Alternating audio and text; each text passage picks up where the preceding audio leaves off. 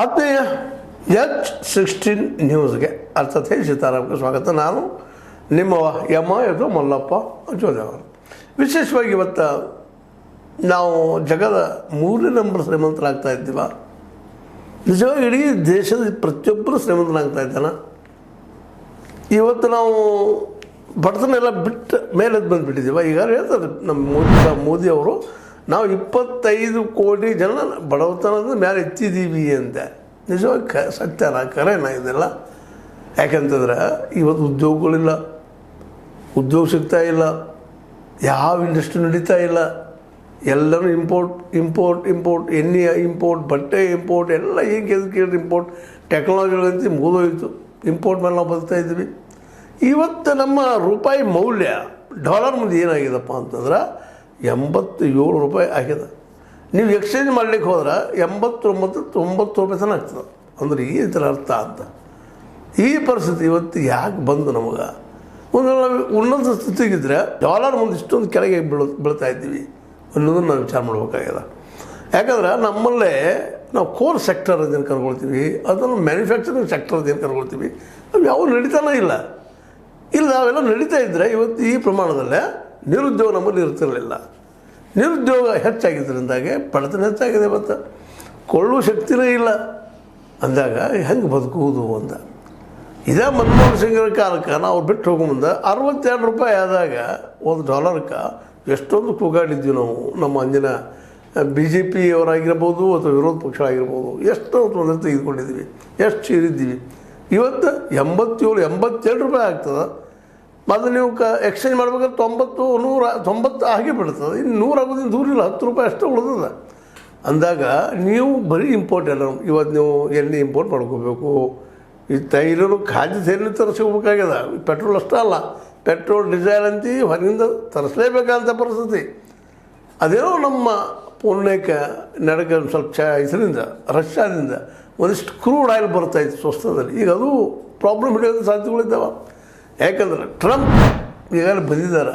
ಎಲ್ಲ ನಿಮ್ಗೆ ಗೊತ್ತದ, ನಮ್ಮ ಸ್ನೇಹಿತ ಮೋದಿ ಅವ್ರ ಸ್ನೇಹಿತ ಅಮೇರಿಕಾದ 20ನೇ ತಾರೀಕಿಗೆ ಆಗ್ತಾರೆ. ಅವ್ರು ಬಂದ ತಕ್ಷಣ ಇನ್ನೂ ಟ್ಯಾರಿಫ್ ಹೆಚ್ಚಾಗೋದಿಲ್ಲ. ನಮ್ಮ ಎಕ್ಸ್ಪೋರ್ಟ್ ಮಾಡುವಂಥ ವಸ್ತುಗಳ ಮೇಲೆ ಇನ್ನೂ ಟ್ಯಾಕ್ಸ್ ಇರೋರು ಇದ್ದಾರೆ. ಅವ್ರು ಅಂದ್ರೆ ಅವು ಬರಲೇಬಾರದಪ್ಪ ಅನ್ನುವಂಗ. ಅದು ಅವರು ಬಂದು ನಮ್ಮಲ್ಲಿ ಬರ್ತಾವೆ.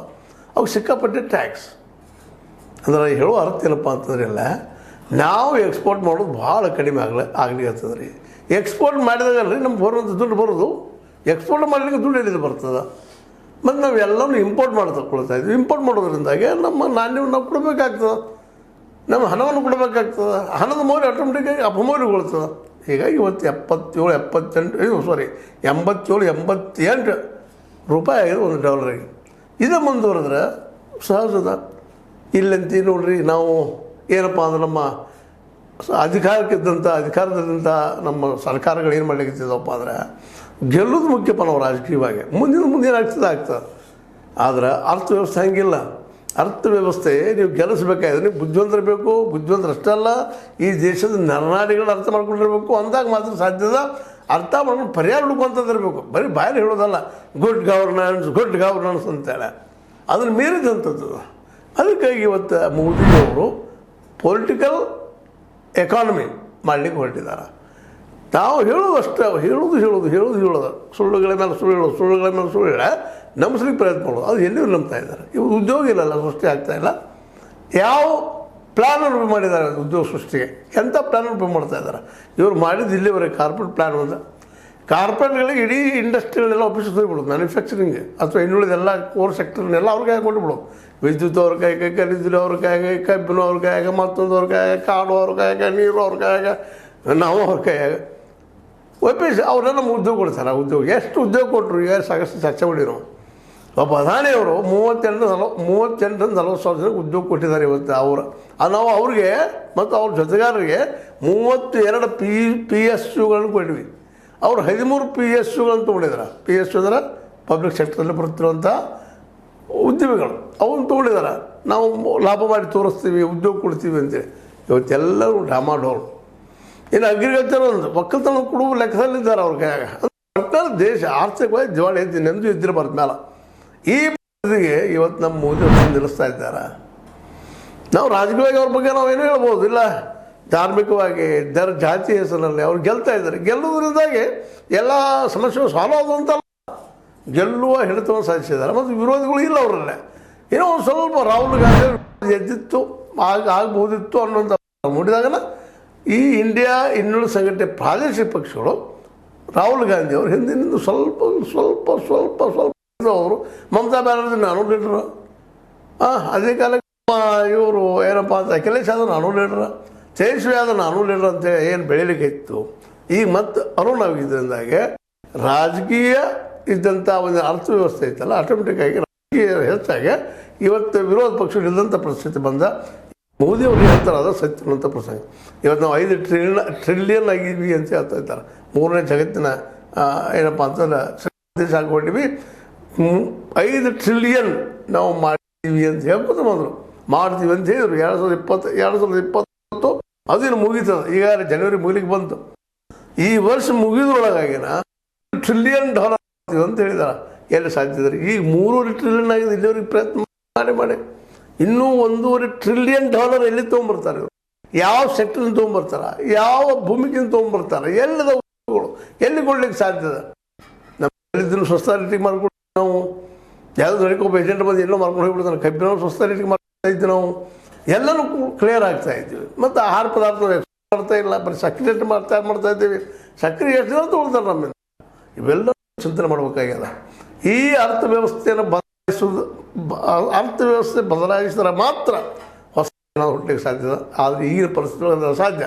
ಯಾಕಂದ್ರೆ ಎಲ್ಲ ಸೆಕ್ಟರ್ಗಳನ್ನು ಖಾಸಗಿಯವ್ರ ಕೈಯಲ್ಲಿ ಕೊಟ್ಕೊಂಡು ಹೊಂಟ್ಬಿಟ್ಟಿದ್ದಾರೆ ಇವರು. ಅವ್ರು ಏನು ಮಾಡಲಿಕ್ಕೆ ಸಾಧ್ಯ? ನಮ್ಮಲ್ಲಿ ಕನ್ನಡದ ಗಾದಿ ಮಾತದ ನಿಮ್ಗೆ ಗೊತ್ತ. ನಾ ಮಾಡಿದ್ದು ಶ್ರೇಷ್ಠ, ನನ್ನ ಮಗ ಮಾಡಿದ್ದು ಮಧ್ಯಮ, ಹಾಳ ಮಾಡಿದ್ದು ಹಾಳ ಅಂತ. ಒಬ್ಬ ಇವತ್ತು ಕಾರ್ಪೊರೇಟ್ ಅಂದ್ರೆ ಏನು? ಅವ್ರ ಸರ್ಕಾರ ಅಲ್ಲ, ಅವ್ರ ಲಾಭಕ್ಕೆ ಬಂದಂಥ ಒಂದು ಗುಂಪದು. ದುಡ್ಡು ಹಾಕಿ ದುಡ್ಡು ಅವ್ರಿಗೆ ಅಲ್ಲಿ ಯಾವ ನೈತಿಕತೆ ಇಲ್ಲ, ಮತ್ತಾವುದಿಲ್ಲ. ಬರಲಿಲ್ಲ ಅಂದ್ರೆ ಇಲ್ಲ. ಹೀಗಾಗಿ ನಾವಿದ್ದಂಥವ್ರು ಇವತ್ತು ಮರುಚಿಂತನೆ ಮಾಡಬೇಕಾಗ್ಯದ. ಅದರಲ್ಲೂ ನಮ್ಮ ಮೋದಿಯವರು ಮರುಚಿಂತನೆ ಮಾಡಬೇಕಾಗ್ಯದ. ಈ ಪೊಲಿಟಿಕಲ್ ಎಕಾನಮಿ ಇದಲ್ಲ, ಗೆಲ್ಲುವುದನ್ನು ಎಲ್ಲ ಪರಿಹಾರ. ಅದಕ್ಕಾಗಿ ಧರ್ಮ ಉಪಯೋಗ ಮಾಡೋದು, ಜಾತಿ ಉಪಯೋಗ ಮಾಡ್ಕೊಳ್ಳೋದು, ರಾಮ ಮಂದಿರ ಉಪಯೋಗ ಮಾಡೋದು, 370 ಉಪಯೋಗ ಮಾಡ್ಕೊಳ್ಳೋದು, ಒಟ್ಟು ಗೆಲ್ಲೋದು ಹೆಂಗಾರ ಮಾಡಿ. ಇದು ಮುಖ್ಯದ್ದು ಹೊಟ್ಟೆ ಬದುಕಂದ್ರೆ ಅರ್ಥವ್ಯವಸ್ಥೆ ಎಲ್ಲರಿಗೂ ಹೊಟ್ಟೆ ಹಾಕೋ ಸ್ಥಿತಿ ಒಳಗೆ ಇಲ್ಲ. ಇವತ್ತು ನೀವು 5ನೇ 3ನೇ ನಂಬರ್ ಅಲ್ಲ, 1ನೇ ನಂಬರ್ ಆದ ಎಲ್ಲರಿಗೂ ಊಟ ಸಿಗಲಿಲ್ಲ, ಎಲ್ಲರಿಗೂ ಬದುಕು ಸಿಗಲಿಲ್ಲ. ಒಂದು 5 ಕಿಲೋ ಅಕ್ಕಿ ಕೊಡುವಂಥ ಪ್ರಯತ್ನ ಮಾಡ್ತಾರೆ. ಒಬ್ಬಕ್ಕೆ ಒಂದು 5 ಕಿಲೋ ಅಕ್ಕಿ ಇಡೀ ಆಗ್ತದನ? ಇದನ್ನು ನಾವು ವಿಚಾರ ಮಾಡಬೇಕಾಗಿದೆ. ಒಬ್ಬ ರೈತಗೆ 2,000 ರೂಪಾಯಿ ಕೊಟ್ಟರೆ ಅವನ್ನೆಲ್ಲ ಸಮಸ್ಯೆ ಸಾಲ್ವ್ ಆಯ್ತಾ? ಇದನ್ನು ವಿಚಾರ ಮಾಡಬೇಕಾಗಿದೆ. ಅದಕ್ಕೆ ಎಲ್ಲ ಗ್ಯಾರಂಟಿಗಳಿಗಿಂತ ಹೆಚ್ಚಿಗೆ ಉದ್ಯೋಗ ಸೃಷ್ಟಿ ಮಾಡೋರು ಯಾರು? ಹೂ ಇನ್ವೆಂಟರ್ ಆಫ್ ದ ಜಾಬ್ಸ್ ಯಾರು ಇಲ್ಲ ಅಂದಾಗ ನೀವು 3 ಅಲ್ಲ, 5 ಅಲ್ಲ, 2 ಅಲ್ಲ, 1 ಅಲ್ಲ, 2ನೇ ನಂಬರ್ ಬಂದರು. ನಾವು ಹಸಿವಿನಲ್ಲಿ 131ನೇ ಸ್ಥಾನ, 137 ಇರುವಂಥದ್ದು ಪರಿಸ್ಥಿತಿ ಬರ್ತದೆ. ಶಿಕ್ಷಣದಲ್ಲಿ 136 ಈ ಸ್ಥಾನದಲ್ಲಿ ಇರುವಂಥ ಪ್ರಸಂಗದ ಇವತ್ತು ವಸ್ತುಸ್ಥಿತಿ. ಇವರು ಹೇಳಿಕೆ ಸಂಖ್ಯೆಗಳನ್ನು ಯಾರೂ ಒಪ್ಪುವುದಿಲ್ಲ. ಅದರಲ್ಲಿ ವರ್ಲ್ಡ್ ಬ್ಯಾಂಕ್ ಅಂತ ಒಪ್ಪಲಿಕ್ಕೆ ಸಾಧ್ಯ. ಹೀಗಾಗಿ ನಾವು ಎತ್ತು ಹೊರಟಿದ್ವಿ ಅನ್ನೋದು ಮತ್ತೊಮ್ಮೆ ನಿಂತು ವಿಚಾರ ಮಾಡಬೇಕು. ದಿವಾಳಿ ಎತ್ತು ಹೊರಟಿದ್ದೀವಿ, ಉದ್ಯೋಗ ಸೃಷ್ಟಿ ಮಾಡ್ತೀವಿ, ಸುಳ್ಳು ಹೇಳ್ತಾ ಇದ್ದೀವಿ. ಎಷ್ಟು ಫೇಲ್ಯೂರ್ ಆಡಳಿತದಲ್ಲೇ, ನಮ್ಮ ಮೋದಿಯವರ ಆಡಳಿತದಲ್ಲೇ. ಅದಕ್ಕಾಗಿ ಇವತ್ತು ಮುಖ್ಯ ಏನಪ್ಪ ಅಂತ ವಿಷಯ, ನೀವು 5 ಟ್ರಿಲಿಯನ್ ಈ ಮುಗಿದ್ರೊಳಗಾಗಿ ಡಿಸೆಂಬರ್ ಒಳಗಾಗಿ ಮಾಡಲಿಕ್ಕೆ ಸಾಧ್ಯ? ಬರೀ 3.5 ಅಂತಂದ್ರೆ ಟ್ರಿಲಿಯನ್ ಗಳಿಸಿದ್ರಿ. ಇನ್ನು $1.5 ಟ್ರಿಲಿಯನ್ ಕೇವಲ 11 ತಿಂಗಳು ಗಳಿಸಲಿಕ್ಕೆ ಸಾಧ್ಯ ಅದನ್ನ? 3ನೇ ನಂಬರ್ ಸಾಧ್ಯನ? ಒಂದರೆ 3ನೇ ನಂಬರ್ ಬಿಟ್ಟರು ಪ್ರತಿಯೊಬ್ಬರು ಏನಂತೀರಿ ಉದ್ಯೋಗ ಸಿಗ್ತದನ, ಹೋಗ್ತದನ, ಇಟ್ಟು ಅವ್ರ ದುಡಿದಿಂದ ಆಗ್ತದನ, ಉದ್ಯೋಗ ಸೃಷ್ಟಿ ಆಗ್ತಾವ ಅನ್ನೋದು ಉತ್ತರ ಹೊಡೋದು. ಏನಂತೀರಿ ಇದಕ್ಕೆ ಮೋದಿಯವರ ಅಥವಾ ಮೋದಿ ಬೆಂಬಲಿಗರ? ನಮ್ಮ ತಪ್ಪಲ್ರಿ, ಸರಿ ಇಲ್ಲ ಸರಿ. ಉದ್ಯೋಗ ಇಲ್ಲ ಅಂದ್ರೆ ಆ ದೇಶ ಇಲ್ಲ, ಉದ್ಯೋಗ ಇಲ್ಲ ಅಂಥೇಳಿ ಇವತ್ತು ಅಷ್ಟು ಚಿತ್ರಣ ಅನ್ನೋದು ಬರ್ತಾ ಇದೆ. ಇದಕ್ಕೆ ನೀವು ಉತ್ತರ ಹೇಳ್ಬೇಕಂತ ಹೇಳ್ತಾ, ನಿಮ್ಗೆ ಲೈಕ್ ಆಗಿರ್ಬೋದು, ಲೈಕ್ ಮಾಡಿ, ಶೇರ್ ಮಾಡಿ, ಕಾಮೆಂಟ್ ಮಾಡಿ, ಜೊತೆಗೆ ಸಬ್ಸ್ಕ್ರೈಬ್ H16 ನ್ಯೂಸ್. ಇದು ಸತ್ಯದ ಕೈಗಳಲ್ಲಿ ಒಂದು